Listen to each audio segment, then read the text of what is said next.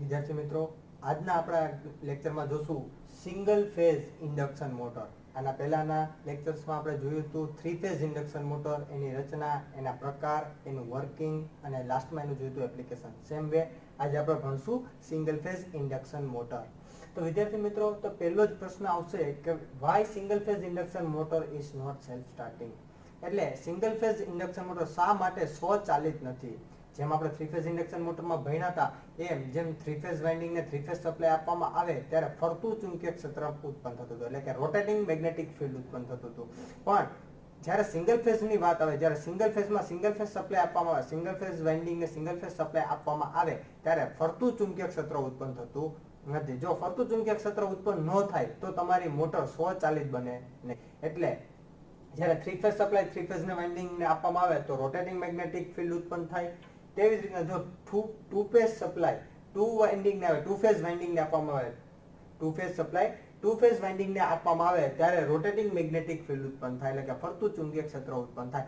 પરંતુ જ્યારે single phase supply single phase winding ને આપવામાં આવે ત્યારે અલ્ટરનેટિંગ મેગ્નેટિક ફિલ્ડ ઉત્પન્ન થાય, ફરતું ચુંબકીય ક્ષેત્ર ઉત્પન્ન થતું નથી. 50% ફોરવર્ડમાં રોટેટ થાય, જ્યારે નેગેટિવ હાફ સાયકલમાં આવે ત્યારે પાછું રિવર્સ ડાયરેક્શનમાં મેગ્નેટિક ફિલ્ડ રોટેટ થાય. એટલે ફોરવર્ડ અને રિવર્સ આમ એક જ સાયકલમાં બે વખત ફરવાને લીધે, બે વખત અલ્ટરનેશન મળવાને લીધે તમારું આપને ફરતું ચુંબકીય ક્ષેત્ર મળતું નથી. જો ચુંબકીય ક્ષેત્ર ફરે નહીં તો એ રોટર કંડક્ટરને કટ નહીં કરે. જો રોટર કંડક્ટરને કટ નહીં કરે તો રોટર કંડક્ટરમાં ઈએમએફ ઉત્પન્ન નહીં થાય. અને જો રોટર કંડક્ટરમાં ઈએમએફ ઉત્પન્ન ન થાય તો રોટર કંડક્ટર્સમાંથી રોટર કરંટ ફ્લો ન થાય.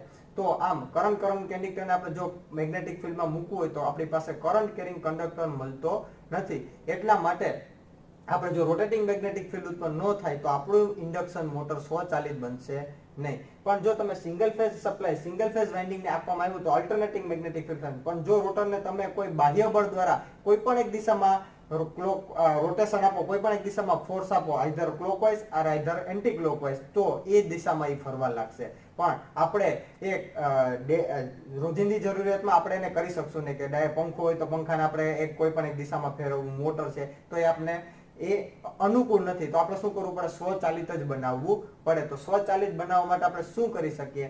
તો કે બે થિયરીની મદદથી, ટુ રોટરની થિયરીની મદદથી અને હાફ સિંગલ ફેઝ તેની મદદથી, સ્પ્લિટ ફેઝિંગની મદદથી તમે સિંગલ ફેઝ ઇન્ડક્શન મોટરને સ્વચાલિત બનાવી શકશો. સિંગલ ફેઝ ઇન્ડક્શન મોટરને સ્વચાલિત તમે બનાવી શકશો. તો ધારો કે આ તમારી એસી સપ્લાય છે, વોલ્ટેજ વી આપ્યા, બરાબર. તો એમાં કઈ રીતે જો આપણે રોટેટિંગ મેગ્નેટિક ફિલ્ડ ઉત્પન્ન કરવું હોય તો કઈ બે, પહેલી રીત સ્પ્લિટ ફેઝિંગ. તો સ્પ્લિટ ફેઝિંગમાં શું કરવામાં આવે? તો કે એક વાઇન્ડિંગ તો હોય જ છે, તમારું મેઇન વાઇન્ડિંગ, ધારો કે એમ લખો અહીંયા, તો તમારું મેઇન વાઇન્ડિંગ તો ઓલરેડી છે જ, બરાબર. સાથે સાથે એક બીજું એક્સ્ટ્રા વાઇન્ડિંગ કરવાનું મોટરની અંદર, એક સ્ટેટરની અંદર એક્સ્ટ્રા વાઇન્ડિંગ કરવાનું, એને કહેવાય starting winding, auxiliary winding. Starting winding પણ કહેવાય અથવા તો ઓક્ઝિલરી વાઇન્ડિંગ પણ કહેવાય. તો બે વાઇન્ડિંગ રાખવાના, એમ અને એસ, બરાબર. હવે ઈ બંનેને કેવા કરવાના? આપણે 90 ડિગ્રી શિફ્ટ કરવાના. જ્યારે આપણે વાઇન્ડિંગ કરવામાં આવે તો બે વાઇન્ડિંગ વચ્ચે કેવો અંતર આવવું જોઈએ? બે વચ્ચે 90 ડિગ્રીનો ખૂણો બનવો જોઈએ, મિકેનિકલી 90 ડિગ્રી હોવું જોઈએ. સાથે સાથે મેઇન વાઇન્ડિંગ છે એ આપણું કેવું હશે? ઇન્ડક્ટિવ પ્રકારનું જ હશે. મેઇન વાઇન્ડિંગ કેવું હોય? ઇન્ડક્ટિવ પ્રકારનું, કારણ કે આપણે વાઇન્ડિંગ કરીએ છીએ એટલા માટે. અને સ્ટાર્ટિંગ વાઇન્ડિંગ, તો સ્ટાર્ટિંગ વાઇન્ડિંગ સાથે તમે કેપેસિટર કનેક્ટ કરો અથવા તો તમે રજિસ્ટર કનેક્ટ કરી શકો, બંને કનેક્ટ કરી શકો. વચ્ચે એક આપણા જે સિરીઝમાં એક સ્વિચ મૂકવાની, એને કહેવાય સેન્ટ્રીફ્યુગલ સ્વિચ. આ સેન્ટ્રીફ્યુગલ સ્વિચ આને ઓન ઓફ કરવા માટે વપરાય. સ્ટાર્ટિંગ વાઇન્ડિંગ ને મોટરમાંથી કનેક્ટ કરવા અથવા તો ડિસ્કનેક્ટ કરવા માટે વપરાય. જ્યારે તો હવે કેવો ફાયદો થશે? જો વિદ્યાર્થી મિત્રો, જ્યારે આમાંથી કરંટ પસાર થશે તો કરંટ બે ભાગમાં વહેંચાય, એક અને આ બીજો ભાગમાં. તો તમને એક આ ફેઝ મળ્યો તો આ કેવો છે? તમારું ઇન્ડક્ટિવ, એટલે તમારા વોલ્ટેજ કરતા કેવો હશે? 90 ડિગ્રી પાછળ. જ્યારે તમારું આ બીજી વાઇન્ડિંગમાં, સ્ટાર્ટિંગ વાઇન્ડિંગમાં ની સાથે શું કનેક્ટ કર્યું છે? આ કેપેસિટર અથવા તો રેઝિસ્ટન્સ. એટલે જ્યારે આ આઈ એમ એટલે કે મેઇન વાઇન્ડિંગમાંથી પસાર થતો કરંટ, આઈ એસ એટલે કે સ્ટાર્ટિંગ વાઇન્ડિંગમાંથી પસાર થતો કરંટ, બંને વચ્ચે કેવો આવશે? તો કે 90 ડિગ્રીનો ફેઝ શિફ્ટ આવશે. બંને વચ્ચે 90 ડિગ્રી ફેઝ શિફ્ટ છે, કારણ કે આ ઇન્ડક્ટિવ છે, આ કેપેસિટિવ છે અથવા તો રેઝિસ્ટિવ હોય તો બંને ફેઝ વચ્ચે, બંને એક જ કરંટમાંથી બે ભાગ પડે, એ બે ફેઝ વચ્ચે કેવો કરંટ આવશે? તો કે 90 ડિગ્રીનો ફેઝ તફાવત આવે છે. તો આમ ટુ વાઇન્ડિંગની મદદથી ટુ વાઇન્ડિંગ થઈ ગઈ અને ટુ ફેઝ સપ્લાય પણ થઈ ગયો, એટલે તમારું રોટેટિંગ મેગ્નેટિક ફિલ્ડ ઉત્પન્ન થવું પોસિબલ છે આમાં પણ પોસિબલ છે, આમાં રોટેટિંગ મેગ્નેટિક ફિલ્ડ ઉત્પન્ન થતું નહોતું. તો આમ એક જ ફેઝની એક જ સપ્લાયની મદદથી સિંગલ ફેઝ સપ્લાયની મદદથી આપણે બે વાઇન્ડિંગ અને બે ફેઝ ટુ ફેઝ સપ્લાય આપણે ક્રિએટ કર્યો. એક મેઇન વાઇન્ડિંગની મદદથી જે ઇન્ડક્ટિવ જ છે, અને બીજું એક બીજી વાઇન્ડિંગ એની સાથે કેપેસિટર અથવા તો રેઝિસ્ટન્સ ને. શું કામ? કારણ કે બે વચ્ચે ફેઝ ડિફરન્સ કેટલો આવવો જોઈએ? તો કે 90 ડિગ્રીનો ફેઝ ડિફરન્સ મળવો જોઈએ. તો જો 90 ડિગ્રીનો ફેઝ શિફ્ટ મળવામાં આવે તો આને શું કહેવાય? ફેઝ સ્પ્લિટ, સ્પ્લિટ ફેઝિંગ કહેવાય. શું કહેવાય આને? Split of phasing, phasing split કહેવાય. બરાબર છે. તો મેઇન વાઇન્ડિંગ, સ્ટાર્ટિંગ વાઇન્ડિંગ ની સાથે સિરીઝમાં કેપેસિટર જોડો અથવા તો રેઝિસ્ટન્સ જોડો. તો આમ કરવાથી બંને ફેઝમાં 90 ડિગ્રીનો કરંટનો ફેઝ તફાવત આવે છે. બંનેમાં પસાર થતા કરંટ વચ્ચે કેવો આવે છે? 90 ડિગ્રીનો ફેઝ તફાવત આવે છે. સાથે સાથે તમારું સ્ટાર્ટિંગ વાઇન્ડિંગ અને મિકેનિકલ પણ કેવું છે? મેઇન વાઇન્ડિંગ એ પણ કેવું છે? મિકેનિકલી 90 ડિગ્રી શિફ્ટ છે. બંને વચ્ચે પણ કેવો છે? 90 ડિગ્રીનો તફાવત રાખ્યો. એટલે આમ કરવાથી આપને રોટેટિંગ મેગ્નેટિક ફિલ્ડ ઉત્પન્ન થશે. આમ કરવાથી આપણે રોટેટિંગ મેગ્નેટિક ફિલ્ડ થઈ ગયા. જો રોટેટિંગ મેગ્નેટિક ફિલ્ડ ઉત્પન્ન થઈ ગયું એટલે કે ફરતું ચુંબકીય ક્ષેત્ર જો ઉત્પન્ન થઈ ગયું તો શું થશે? તો કે તમારી સિંગલ ફેઝ ઇન્ડક્શન મોટર કેવી બનશે? સ્વચાલિત, સેલ્ફ સ્ટાર્ટિંગ બનશે. આપણે એને સ્ટાર્ટ કરવા માટે કઈ બાહ્ય બળ દેવાની જરૂર રહેશે નહીં. તો આ મેથડ થી આપણે સિંગલ ફેઝ ઇન્ડક્શન મોટરનું કેવું કરે? સ્વચાલિત બનાવી શકીએ. બરાબર. હવે આવે છે types of single phase induction motor. તો કે સિંગલ ફેઝ ઇન્ડક્શન મોટરના કેટલા પ્રકાર છે? તો પેલું shaded pole motor, resistance start motor એટલે કે સ્ટાર્ટિંગમાં આપણે રેઝિસ્ટન્સ જોડવાનો. ત્યારબાદ આવે છે કેપેસિટર સ્ટાર્ટ મોટર એટલે સ્ટાર્ટિંગ સમયે આપણે કેપેસિટર જો કનેક્ટ કરવામાં આવે તો એને કેપેસિટર સ્ટાર્ટ ઇન્ડક્શન મોટર કહેવાય. Capacitor start capacitor run motor એટલે કે સ્ટાર્ટિંગમાં પણ કેપેસિટર જોડાયેલું હોય અને રનિંગમાં પણ કેવો જોડાયેલો? કેપેસિટર જોડાયેલું હોય. તો આમ આ ચાર પ્રકાર પાડવામાં આવ્યા છે સિંગલ ફેઝ ઇન્ડક્શન મોટરના. બરાબર છે. તો પહેલા હવે આપણે જોઈએ શેડેડ પોલ મોટર. પહેલા આપણે જોઈએ શેડેડ પોલ મોટર. તો શેડેડ પોલ મોટરનું અહીંયા સ્ટેટરનું કન્સ્ટ્રક્શન દર્શાવેલું છે. આ સ્ટેટર છે એમાં 4 પોલ દર્શાવ્યા છે. 4 પોલની શેડેડ પોલ ઇન્ડક્શન મોટર છે. એની અંદર આપણે રોટર દર્શાવ્યું છે. રોટર પણ આમાં કેવું હશે? સ્ક્વિરલ ગેજ પ્રકારનું. જેમ 3 ફેઝમાં મેં સમજાવ્યું હતું સ્ક્વિરલ ગેજ રોટર, સેમ આમાં સિંગલ ફેઝમાં સ્ક્વિરલ ગેજ રોટર હોય. બરાબર. રોટર હોય, રોટરની બહારના ભાગમાં ખાંચા પાડવામાં આવે અને બહારના ખાંચામાં આપણે રોટરના બહાર મૂકવામાં આવે છે. એટલે રોટરના મતલબ કે કોપરના સળિયા મૂકવામાં આવે છે. એટલે શું બની જશે? આપણું સ્ક્વિરલ ગેજ રોટર. તો એ સ્ક્વિરલ ગેજ રોટર અંદર રાખવામાં આવે છે. હવે આકૃતિમાં દર્શાવ્યા પ્રમાણે જો અહીંયા વચ્ચે ખાંચો પાડ્યો, પોલમાં એક ખાંચો પાડ્યો છે. એવી રીતના બધા જ પોલમાં એક એક ખૂણામાં આપણે ખાંચો પાડ્યો છે. એ ખાંચામાં આપણે આ રેડ કલર થી બતાવ્યું એ છે કોપર શેડિંગ રિંગ. શું છે? કોપર શેડિંગ રિંગ એટલે કોપરનો સળિયો મૂકવામાં આવ્યો હોય છે. આમાં શું મૂકવામાં આવે? કોપરની એવી રિંગ મૂકવામાં આવી હોય છે. જે આ ખાંચો પડે એ કોપરની રિંગ મૂકી. એવી જ રીતના સેમ રિંગ આ કોપરના આ ખાંચામાં પડી, સેમ આ ખાંચામાં પણ કોપરની રિંગ મૂકી, આ ખાંચામાં પણ આપણે કોપરની રિંગ. એટલે ચારે ચાર પોલ છે. ચારે ચારમાં આપણે શું કર્યું છે? કોપરની રિંગ. આપણે ફિલ્ડ વાઇન્ડિંગ દર્શાવ્યું છે કે સપ્લાય આપવાની. સ્ટેટરમાંથી સપ્લાય આપે એટલે સિંગલ ફેઝ વાઇન્ડિંગમાં સપ્લાય આપશે એટલે શું કરશે? તો કે ચુંબકીય ફ્લક્સ અંદર ક્રિએટ કરશે. બરાબર. પોલની મદદથી. અને આ પોલ શું છે? એની મદદથી શું કરશે? એ રેલાવશે. તો આવી રીતના પોલની મદદથી આપણે સિંગલ ફેઝ ઇન્ડક્શન મોટર બનાવી. આને કહેવાય શેડેડ પોલ. કારણ કે આપણે શું લખ્યું? કોપરની શેડિંગ રિંગ વાપરી છે એટલે એને શું કહેવાય? Shaded pole. એટલે પોલ ઉપર શું કર્યું છે આપણે? શેડેડ. એટલે કોપરની શેડિંગ રિંગ વાપરી છે એટલે એનું નામ શું પડ્યું? Shaded pole type single phase induction motor. બરાબર. તો હવે આ શું કરશે? તો ચુંબકીય ફ્લક્સ ઉત્પન્ન થાય. ચુંબકીય ફ્લક્સ આ રોટર કંડક્ટર દ્વારા કટ થશે. રોટર કંડક્ટર દ્વારા જો કટ થાય તો એમાં શું થાય? ઈએમએફ ઉત્પન્ન થાય. તો હવે મિત્રો આપણે જોઈએ કે આમાં તો એક જ પ્રકારનું વાઇન્ડિંગ કર્યું છે. આ એક જ સ્ટાર્ટિંગ વાઇન્ડિંગ એટલે આપણું ફિલ્ડ વાઇન્ડિંગ જ છે. ફિલ્ડ વાઇન્ડિંગ એટલે કે આપણું મેઇન વાઇન્ડિંગ છે. જ્યારે ડીસી હોત તો એ ફિલ્ડ વાઇન્ડિંગ કહેવાય. આમાં શું છે? આપણું મેઇન વાઇન્ડિંગ અથવા તો આર્મેચર વાઇન્ડિંગ. તો એક જ સપ્લાય આપવામાં આવેલી છે છતાં પણ આપણે ફરતું ચુંબકીય ક્ષેત્ર ઉત્પન્ન કરવું. કારણ કે આપણે બનાવી છે સેલ્ફ સ્ટાર્ટિંગ બનાવી છે સિંગલ ફેઝ ઇન્ડક્શન મોટરને. તો આપણે કઈ રીતે કરીએ છીએ? તો એ કોની મદદથી કરીએ છીએ? આમાં કોપર શેડિંગ રિંગની મદદ કરીએ છીએ. જ્યારે મેં તમને સમજાવ્યું પ્રમાણે જો સિંગલ ફેઝ ઇન્ડક્શન મોટરમાં તો કે બે વાઇન્ડિંગ કરવામાં આવે, મેઇન વાઇન્ડિંગ ને સ્ટાર્ટિંગ વાઇન્ડિંગ. પણ આપણા શેડેડ પોલમાં એક જ વાઇન્ડિંગ હોય છે જે મેઇન વાઇન્ડિંગ જે આ પોલ ઉપર કરવામાં આવેલું છે. છતાં પણ આપણે એને સેલ્ફ સ્ટાર્ટિંગ બનાવી છે. કેની મદદથી? તો કે કોપર શેડિંગ રિંગની મદદથી સેલ્ફ સ્ટાર્ટિંગ બનાવી. તો એ કઈ રીતે બનાવી એ આપણે જોઈએ. ફોર એક્ઝામ્પલ ધારો કે આ તમારું ફિલ્ડ વાઇન્ડિંગ છે. મેં ફિલ્ડ વાઇન્ડિંગ કર્યું. એને તમારે એસી સપ્લાય આપવાની છે. અહીંયા તમારે શું કરવાનું? AC supply. એવી રીતના ચારે ચારમાંથી કનેક્શન કેવા હોય? સિરીઝમાં. એટલે ચારે ચારમાંથી શું થશે? ચુંબકીય ફ્લક્સ ઉત્પન્ન થાય. આ પોલની મારફતે શું આવશે? એર ગેપમાં ચુંબકીય ફ્લક્સ આવ્યું. આ પોલ છે, પોલની મારફત એર ગેપ છે. આ બધું શું છે? Air gap. એર ગેપમાં શું આવશે? ચુંબકીય ફ્લક્સ. એની અંદર શું છે? તમારું રોટર. તો સેમ વસ્તુ તમારે રોટર દર્શાવવું. બહારના ભાગમાં કંડક્ટર છે. બરાબર. અને આ ભાગ છે એ એક શેડિંગ ભાગ, એક બાજુનો ભાગ દર્શાવ્યો એક કોપરની શેડિંગ રિંગ. એ મેં થોડીક મોટી આકૃતિમાં સમજાવ્યું છે, ખાલી એક જ પોલ લઈને, સોરી 2 પોલ લઈને, એક પોલ અને બીજો પોલ. તેવી જ રીતના નીચલો ભાગ છે એ અહીંયા, બરાબર, આખે આખો. તો આવી રીતના સિંગલ ફેઝ વાઇન્ડિંગ કરી સપ્લાય આપવાની. સપ્લાય આપી એટલે શું થશે તો કે આ પોલ ઉપરથી શું થશે, ચુંબકીય ફ્લક્સ ઉત્પન્ન થશે. ચુંબકીય ફ્લક્સ આપણા રોટર ઉપર આવશે અને રોટર કંડક્ટર ઉપર આવ્યો. જો રોટર કંડક્ટર ક્યારે ઈએમએફ ઉત્પન્ન કરશે કે જો આ કંડક્ટરમાં ને અને ફ્લક્સ વચ્ચે બંને કે વચ્ચે ઉપર કેવું આવશે તો કે રિલેટિવ મોશન આવે, તો બંને વચ્ચે સાપેક્ષ ગતિ આવે, તો જ આ શું થશે, કંડક્ટરમાં ઈએમએફ ઉત્પન્ન થાય. કંડક્ટરમાં ઈએમએફ ઉત્પન્ન થશે એટલે રોટર કંડક્ટરમાં કરંટ ઉત્પન્ન થશે. આ કરંટ આ એર ગેપના ચુંબકીય ક્ષેત્રમાં રહેશે એટલે શું થશે, લોરેન્સ ફોર્સના નિયમ પ્રમાણે current carrying conductor in magnetic field will give you experience of force. એટલે કંડક્ટર શું છે કે કંડક્ટર ઉપર એક જાતનો ફોર્સ લાગશે અને રોટર કેવું થશે, ફરવા લાગે. તો હવે આપણે જોઈએ કે કઈ રીતે આપણું ફરતું ચુંબકીય ક્ષેત્ર આની મદદથી, કોપર શેડિંગ રિંગની મદદથી કઈ રીતે ફરતું ચુંબકીય ક્ષેત્ર ઉત્પન્ન કરી શકાય. આ બીજી રીત છે ફરતું ચુંબકીય ક્ષેત્ર ઉત્પન્ન કરવાની રીત. તો ધારો કે આ એક પોલ છે આપણો, ફિલ્ડ વાઇન્ડિંગ જે દર્શાવ્યું તે ફિલ્ડ વાઇન્ડિંગ દર્શાવ્યું, આ કોપરની શેડિંગ રિંગ આ રીતના દર્શાવ્યું. હવે તમારો એસી સપ્લાય, તો એસી સપ્લાયની મેં અહીંયા ફિગર ડ્રો કરેલી છે. આ પોઝિટિવ હાફ સાયકલ કહેવાય, આ નેગેટિવ હાફ સાયકલ કહેવાય. અહીંથી જ્યારે પોઝિટિવ થી અહીંયા સેટ સુધી જાય ને એક સાયકલ કમ્પ્લીશન કહેવાય, એક સાયકલ પૂરી થઈ કહેવાય. આપણે પહેલા ચેપ્ટરમાં ભણી ગયા. તો આખી આ પોઝિટિવ હાફ સાયકલ છે એના 4 ભાગ પડ્યા, નામ આપ્યા P, Q, R અને S. આ 4 ખાલી પોઝિટિવ હાફ સાયકલ માટે જ દર્શાવું છું. કઈ રીતે ચુંબકીય ફરતું ચુંબકીય ક્ષેત્ર ઉત્પન્ન થાય એ આપણે અહીં જોવાનું છે. તો ધારો કે મેં પોઝિટિવ હાફ સાયકલ છે એના 4 ભાગ પડ્યા, એના નામ આપ્યું P, Q, R અને S. આ નામ આપ્યા. હવે આ તમારું પોલ છે.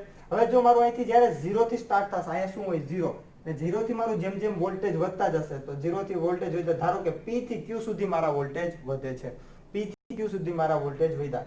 હવે P Q આ ફિલ્ડ વાઇન્ડિંગના જે વોલ્ટેજ આવે છે, ફિલ્ડ વાઇન્ડિંગના P થી Q વોલ્ટેજ વધ્યા. જેમ વોલ્ટેજ વધતા જશે એમ વધુ કરંટ પસાર થશે, વધુ કરંટ પસાર થાય એટલે એ પ્રમાણે ફ્લક્સ ઉત્પન્ન થશે. એટલે ધારો કે ચુંબકીય ફ્લક્સ ઉત્પન્ન થયું. પણ હવે થશે કેવું, આ એક કોપરની રિંગ રાખી છે, કોપરની રિંગ રાખી છે એટલે એ કેવો પાર્ટ બનશે, એઝ એ ઇન્ડક્ટિવ પાર્ટ બનશે. એ કઈ તરીકે વર્તશે તો કે બહુ ઇન્ડક્ટન્સ હોય એનામાં. તો ઇન્ડક્ટન્સનો રૂલ છે કે પોતાનામાંથી કરંટનો પ્રવાહ થવા ન દે, કરંટના ચેન્જનો પસાર થવા નહીં દે. કરંટનો ચેન્જ થતો છે ને એને પસાર થવા નહીં દે. એટલે કરંટનો ચેન્જ થશે અને પસાર ન થવા દે એટલે આ ચુંબકીય ફ્લક્સ આવે ત્યારે ચુંબકીય ફ્લક્સમાં જો ફેરફાર થશે તો એ પોતાનામાંથી પસાર થવા દેશે નહીં. જ્યારે હું જેમ જેમ મારો વોલ્ટેજ વધશે એમ મારો કરંટ વધશે, V વધ્યો, V વધશે એ પ્રમાણે કરંટ વધશે, કરંટ વધશે એટલે મારું શું થશે તો કે ચુંબકીય ફ્લક્સ પણ કેવું થશે, વધે. ચુંબકીય ફ્લક્સ વધ્યું એટલે જેમ જેમ વધે તો આ કોપરની રિંગ શું કરશે, એનો વિરોધ કરશે. એનો ગુણધર્મ છે, ઇન્ડક્ટરનો ગુણધર્મ છે કે પોતાનામાંથી વિદ્યુત પ્રવાહના ચેન્જનો વિરોધ કરશે. એટલે કે ચુંબકીય ફ્લક્સનો શું કરશે, વિરોધ કરશે. એટલે જે ચુંબકીય ફ્લક્સ ઉત્પન્ન થશે આ પોલમાં એનો કોપર કરશે શું, વિરોધ કરશે. એટલે અહીંથી ઓછું ફ્લક્સ પસાર થશે. આ જે કોપરનો ભાગ નથી, શેડિંગનો રિંગનો ભાગ નથી, ત્યાંથી વધુ ફ્લક્સ પસાર થાય. ત્યાંથી શું થશે, વધુ ફ્લક્સ પસાર થાય. કારણ કે મારો અહીંથી વોલ્ટેજ વધ્યો છે, આ વોલ્ટેજ વધે છે એટલે ફ્લક્સ વધશે. ફ્લક્સ વધશે એટલે આ શું કરશે, ફ્લક્સનો વધારો આવે છે તો એનો વિરોધ કરશે. વિરોધ કરશે એટલે બાકીનું ફ્લક્સ ક્યાં, અનશેડેડ પાર્ટ કહેવાય. આ શેડેડ પાર્ટ કહેવાય, આ અનશેડેડ પાર્ટ છે. તો અનશેડેડ પાર્ટમાંથી શું થશે કે વધારાનું ફ્લક્સ પસાર થઈ જશે. હાલો P થી Q સુધીની પ્રોસેસ થઈ. હવે Q થી R ની પ્રોસેસ જોઈએ. તો જો અમે P થી Q ની પ્રોસેસ દર્શાવી. હવે Q થી R માં આટલો ભાગ છે એટલે Q થી R આટલો ભાગ છે. તો શું થાય છે જુઓ, તો Q થી R સુધીમાં Q થી થોડેક અડધે સુધી વધે છે અને અડધેથી પછી કેવું થાય છે, ઘટે છે. એટલે જ્યાં સુધી વધશે ત્યાં સુધી કેટલો આમાંથી ભાગ પસાર થશે અને અહીંથી શું થાય છે, મધ્યમ ભાગમાંથી ધારો કે M પોઈન્ટ આપી દો. આ M ભાગ છે આપણો, ધારો કે M પાર્ટ છે તો અહીંયા ધારો કે M. તો Q થી M સુધી શું કરશે, વિરોધ કરશે. એટલે ઈ ફ્લક્સ ક્યાંથી પસાર થાય છે તો કે અનશેડેડ પાર્ટમાંથી પસાર થશે. હવે જ્યારે M થી R સુધીનો ભાગ આવે છે એટલે M થી R માં શું થાય છે, વોલ્ટેજ ઘટે છે. શું થાય છે, વોલ્ટેજ ઘટે. તો આ શું કરશે, ઘટાડાનો વિરોધ કરશે. શેડિંગ રિંગ શું કરશે, ઘટાડાનો વિરોધ. એટલે ઘટે છે તો એનો વિરોધ કેમ કરવો તો કે પોતાનો પાથ કેવો કરી નાખશે, રેઝિસ્ટન્સ ઓછો કરી નાખશે. એટલે બધું મેગ્નેટિક ફ્લક્સ કેવું થશે, એમાંથી પસાર. એટલે પોતાનો શું ગુણધર્મ એવો કરશે કે બધું મેગ્નેટિક ફ્લક્સ ક્યાં, એમાંથી પસાર થાય. ક્યારે, જ્યારે M થી R ભાગમાં જાય ત્યારે. એટલે M થી R ભાગમાં શું થાય છે, વોલ્ટેજ ઘટે છે. અહીંયા વોલ્ટેજ વધારાનો વધે છે એટલે એનો વિરોધ કર્યો એટલે શું કર્યું, ફ્લક્સને નો પસાર થવા દીધું. અહીંયા વોલ્ટેજ ઘટે છે એટલે એનો વિરોધ એટલે શું કરશે તો કે ચુંબકીય ફ્લક્સને વધારે પસાર થવા દેવામાં મદદ કરશે. એટલે ચુંબકીય ફ્લક્સ શું કરશે, વધુ પસાર થશે. એટલે આમ બંનેમાં સરખું પસાર થશે. અહીંયા પણ જો 3 લાઈન દોરી, અહીંયા પણ 3 લાઈન ડ્રો કરી છે. આમાં કેવું થશે, અહીંયા 2 લાઈન, એટલે મોટા ભાગનો ફ્લક્સ ક્યાંથી, અહીંથી પસાર થયું, કારણ કે P થી Q મારો વોલ્ટેજ વધે છે એટલે ફ્લક્સ પણ વધશે. એટલે આ કોપર શેડિંગ રિંગ શું કરશે, વિરોધ કર્યો. આમાં પણ અડધા પાર્ટમાં વિરોધ કરશે અને અડધા પાર્ટમાં સપોર્ટ કરશે. સપોર્ટ કરશે એટલે શું થશે કે બંનેમાંથી કેવું થાય, ચુંબકીય ફ્લક્સ સરખું પસાર થાય છે. હવે ધારો કે અહીંથી જોઈએ, R થી S સુધી જોઈએ. R થી S માં પણ જોઈએ છે કે વોલ્ટેજ ઘટે છે. શું થાય છે, વોલ્ટેજ ઘટે છે. આ તમારી આ V હોય, આ વોલ્ટેજ, અને આ સમય તમારો T. જેમ સમય જાય એમ મારો વોલ્ટેજ કેવો થાય છે, R થી S ઘટે છે. બરાબર, x એક્સિસ, આ x એક્સિસ ના y એક્સિસ, તો વોલ્ટેજ R થી S માં ઘટે છે. હવે R થી S માં ઘટ્યો વોલ્ટેજ, તો ઘટ્યો તો એનો પાછો વિરોધ કરવાનું કામ કોણ કરશે, તો કે કોપરની શેડિંગ રિંગ. તો વિરોધ કઈ રીતે કરશે, તો કે બહુ સારો એવો ઘટાડો મળે છે. જો R માંથી A સુધી લે, છેક 0 સુધી પહોંચી જાય છે. એટલે મોટા ભાગનું ફ્લક્સ બધું ક્યાંથી કરશે, તો કે અહીંથી પસાર થયું. મોટા ભાગનું ફ્લક્સ ક્યાંથી પસાર થશે, કે કોપરના શેડિંગ રિંગ વાળામાંથી પસાર થશે. આ અનશેડેડ પાર્ટમાંથી બહુ માઇનોર એવું ફ્લક્સ પસાર થશે. શું થશે, માઇનોર એવું ફ્લક્સ. શું કામ, કારણ કે મારો વોલ્ટેજ R થી S ઘટે છે. R થી S વોલ્ટેજ ઘટ્યો, R થી S વોલ્ટેજ ઘટશે એટલે ફ્લક્સ પણ ઘટશે. હવે કોપરનું શેડિંગનું કામ શું છે, એનો વિરોધ કરવાનો. વધારો હોય તો એનો પણ વિરોધ કરશે અને ઘટાડો હોય તો એનો પણ વિરોધ કરે. જો ફ્લક્સ વધતું હોય તો એનો વિરોધ કઈ રીતે થાય, કે એને ફ્લક્સને ઓછું પસાર થવા દો. હવે ધારો કે ફ્લક્સ ઘટે છે, આ પોઝિટિવ થયું, પોઝિટિવ થી પાછું નેગેટિવ થયું, એટલે મારું ફ્લક્સ કેવું થશે, ઘટશે. તો જો વોલ્ટેજ ઘટશે એટલે ફ્લક્સ પણ ઘટશે. જો ફ્લક્સ ઘટે છે તો એનો વિરોધ કેમ કરવું, તો કે વધારેમાં વધારે ફ્લક્સ અહીંથી પસાર થાય એવું કરશે. તો વધારેમાં વધારે ફ્લક્સ કેવું, અહીંથી પસાર થયું આ ભાગમાંથી, અને અંતે છેલ્લે અનશેડેડ પાર્ટ છે તેમાંથી કેવું થશે, ઓછું ફ્લક્સ પસાર થશે. એટલે તમે જોવો તો આપને ખ્યાલ પડે કે પેલા ફ્લક્સ આ બાજુ હતું, પછી આ મધ્યમમાં આવ્યું અને સાવ જમણી બાજુ આવી ગયું. એટલે એન્ટી ક્લોકવાઇઝ ફ્લક્સનું શિફ્ટિંગ થયું. એન્ટી ક્લોકવાઇઝ એટલે કે વિરુદ્ધ એન્ટી ક્લોકવાઇઝ એનું ફ્લક્સનું કેવું થશે, શિફ્ટિંગ થશે. એક જ પોઝિટિવ હાફ સાયકલમાં ફ્લક્સ કેવું થઈ ગયું, આ બાજુથી આ બાજુ મૂવમેન્ટ કરી. એટલે આખી સાયકલ પૂરી થાય તો નીચેથી આ બાજુ, એટલે આખું ફ્લક્સનું તમને શું મળશે, રોટેશન મળશે. એટલે રોટેટિંગ મેગ્નેટિક ફિલ્ડ ઉત્પન્ન થયું. પેલા ફ્લક્સ મોટા ભાગનું આ બાજુ હતું, પછી મધ્યમમાં આવ્યું અને અહીંયા અંતે ક્યાં આવ્યું, આ બાજુ સાવ લેફ્ટમાં. એટલે કે શું આપણે જોઈ શકીએ તો કે આ ફ્લક્સનું શું કર્યું, રોટેશન થયું. કેને કર્યું, તો કે એન્ટી ક્લોકવાઇઝ કેવું થયું, રોટેશન મળ્યું. એટલે આખી સંપૂર્ણ સાયકલ થાય તો આખું આમ થયું અને પછી લેફ્ટ ટુ રાઈટ જાય એટલે ક્લોકવાઇઝ રોટેશન મળશે નેગેટિવ હાફ સાયકલમાં. એટલે આમ અંતે જોવો તો આખું શું થયું, તો કે ચુંબકીય ફ્લક્સનું રોટેશન મળ્યું. એટલે આમ રોટેટિંગ મેગ્નેટિક ફિલ્ડ ઉત્પન્ન થયું. રોટેટિંગ મેગ્નેટિક ફિલ્ડ ઉત્પન્ન થયું એટલે રોટર કંડક્ટરને શું કરશે, કટ કરશે. એટલે રોટર કંડક્ટરમાં શું થશે, સ્થિર હોય. કારણ કે તમારી રોટર જ્યારે ફરતી નથી, મોટર જ્યારે સ્વિચ દબાવશે ત્યારે કેવી હોય, સ્થિર હોય. તો જ્યારે તમે સ્વિચ દબાવો એટલે કરંટ પસાર થાય એટલે ચુંબકીય ફ્લક્સ ઉત્પન્ન થશે. આ ચુંબકીય ફ્લક્સ કેવું થયું, ફરતું ચુંબકીય ક્ષેત્ર ઉત્પન્ન થયું. ફરતું ચુંબકીય ક્ષેત્ર, અને આ કેવું છે, રોટર કંડક્ટર રાખ્યા છે એટલે રોટર કંડક્ટરને શું કરશે, કટ કરશે. એટલે ચુંબકીય ફ્લક્સ ફરે છે, રોટર કંડક્ટર મારા સ્થિર છે, એટલે ઈ રોટર કંડક્ટરમાં ઈએમએફ ઉત્પન્ન થશે. આ ઈએમએફ ઉત્પન્ન થયું એટલે રોટર સર્કિટ કેવી રાખી છે, ક્લોઝડ છે. આપણે ખબર છે સ્ક્વિરલ કેજ ઇન્ડક્શન મોટરમાં જોયું, બંને બાજુ એન્ડ રિંગ હોય અને રોટરના કોપરના સળિયા રાખેલા હોય એટલે સર્કિટ કેવી છે, ક્લોઝ. એટલે રોટર કરંટ પસાર થશે. એટલે કરંટ કેરિંગ કંડક્ટર કેવો થઈ ગયો આપણે મેગ્નેટિક ફિલ્ડમાં. એટલે લોરેન્ઝના ફોર્સના નિયમ પ્રમાણે એની ઉપર આ કંડક્ટર ઉપર શું લાગે, ફોર્સ લાગશે. ફોર્સ લાગશે એટલે રોટરને આપણે બીયરિંગની મદદથી આપણે કેવું ફરી શકે એવી રીતના રાખ્યું હોય. એટલે આ રોટર કેવું થશે, તમારું ફરશે. એટલે આમ ખાલી એક જ વાઇન્ડિંગની મદદથી, સિંગલ ફેઝ વાઇન્ડિંગ અને સિંગલ ફેઝ સપ્લાયની મદદથી આપણે શું કર્યું, ફરતું ચુંબકીય ક્ષેત્ર ઉત્પન્ન કર્યું, રોટેટિંગ મેગ્નેટિક ફિલ્ડ ઉત્પન્ન કર્યું. કેની મદદથી, તો કે કોપર શેડિંગ રિંગની મદદથી. કેની મદદથી, કોપર શેડિંગ રિંગ. તો આપણે જોઈ શકીએ તો આપણું ફ્લક્સનું કેવું થઈ ગયું, પહેલા આ બાજુ હતું, પછી મધ્યમાં આવ્યું અને પછી આ બાજુ. એટલે કે એન્ટી ક્લોકવાઇઝ રોટેશન મળે. એટલે કઈ રીતે, તો કે ફ્લક્સનું મૂવમેન્ટ કઈ રીતે મળશે, તો કે અનશેડેડ પાર્ટ થી શેડેડ પાર્ટ તરફ ફ્લક્સનું મૂવમેન્ટ થાય હંમેશા. તમારે ડાયરેક્શન જોવાની છે શેડેડ પોલ મોટરની કઈ દિશામાં ફરશે, તો કેમ ખબર પડશે, તો કે અનશેડેડ પાર્ટ થી શેડેડ પાર્ટ તરફ ચુંબકીય ફ્લક્સનું રોટેશન મળે છે તો એ જ દિશામાં તમારું રોટર પણ ફરશે. એટલે ડાયરેક્શન શું થશે શેડેડ પોલ મોટરની ફરવાની, તો કે અનશેડેડ પાર્ટ થી શેડેડ પાર્ટ તરફ એનું રોટેશન મળશે. બરાબર. તો આ શેડેડ પોલ મોટરનો ફાયદો છે કે ખાલી સિંગલ ફેઝ જ વાઇન્ડિંગ કરવી પડે, રચના પણ થોડી સરળ છે. પણ ગેરફાયદો એવો છે કે આનો સ્ટાર્ટિંગ ટોર્ક બહુ વધારે મળશે નહીં, કારણ કે કોપર શેડિંગ રિંગ એટલું બધું હેલ્પફુલ નહીં રહે કે સ્ટાર્ટિંગ ટોર્ક હાઈ મળે. જો મોટી કોઈ લોડ વાળી એપ્લિકેશન હોય તો શેડેડ પોલ મોટર ચાલશે નહીં. એટલે જ્યાં સ્ટાર્ટિંગ ટોર્કની ઓછી જરૂરિયાત હોય ત્યાં કઈ વપરાશે? શેડેડ પોલ મોટર વપરાશે. ફોર એક્ઝામ્પલ એને એપ્લિકેશન તમને કહો, એના ઉપયોગ કહો તો ટેબલ ફેનમાં પણ એટલી બધી લોડ હોય નહીં, એટલા માટે. હેર ડ્રાયર, ટોયસ, રમકડામાં, ટેપ રેકોર્ડરમાં પણ સેમ. એટલે જ્યાં સ્ટાર્ટિંગ ટોર્કની જરૂરિયાત ઓછી હોય ત્યાં જ તમે shaded pole single phase induction મોટરનો યુઝ કરી શકો. તો વિદ્યાર્થી મિત્રો, આ હતી આપણી પહેલી એક શેડેડ પોલ ઇન્ડક્શન મોટર. ત્યારબાદ આપણે જોશું resistance start induction motor, capacitor start induction motor અને capacitor start capacitor run motor. Thank you.